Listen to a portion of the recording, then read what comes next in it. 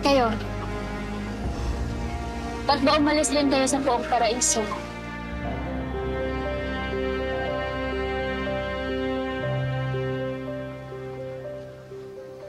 Ikaw, kamusta kayo?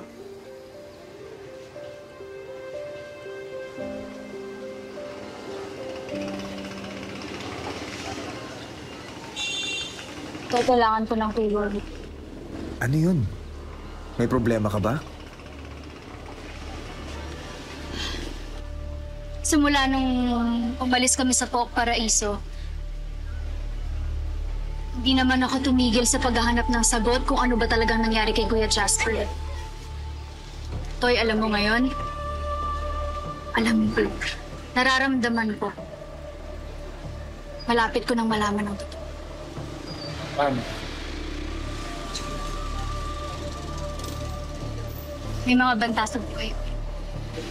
Delikado yan. Kung mag-alala, Paano ako hindi mag-aalala? tigasan na rin kaya ako ngayon. Yung huling may nagtangka sa buhay ko, may lalaking nagligtas sa akin.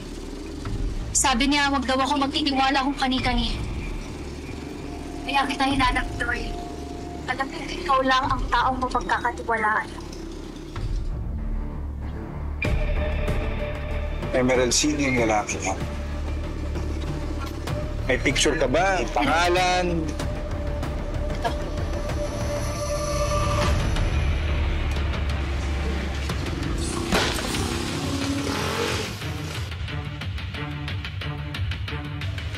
Yung lalaki niya at pumatay sa tatay ko. No? Patay na si Captain Alan? Toy, sorry, hindi ko alam. Pinasabong ng lalaki niya ng buong simbahan ng Poong Paraiso. Matagal ko nang hinahanap yung lalaki niya. Kailangan kong malaman kung sino nag-utos sa kanya na pasabugin ng simbahan. Siya rin yung makakapagsabi kung ano talaga nangyari kay Kuya Jasper. Kailangan natin siyang mahanap. Toy, hahanapin natin siya.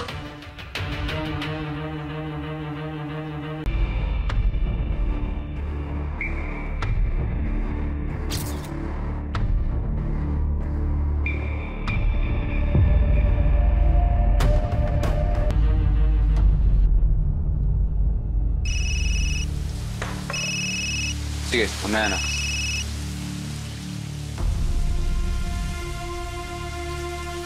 Mason, Minsan, anong balita?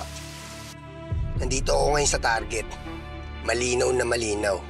Nakuhanan ko na ng picture. Yun lang. May kasama siya. Kasama. Sige, teka.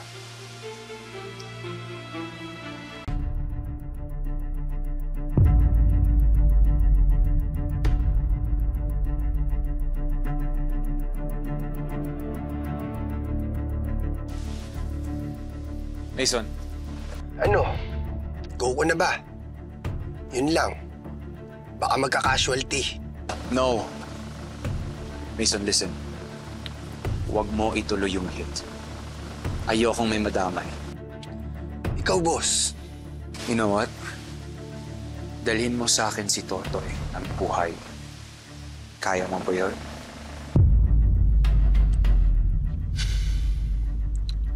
Sige, boss. Pero FYI, mas mahirap yan. Mas malaki ang rate niyan. Kailan ako kinabahan sa presyo, Mason? Do your job.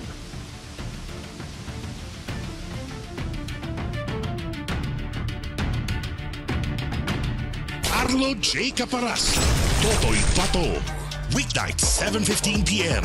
Pagkatapos ng angkya ng Section E sa Primetime Primera.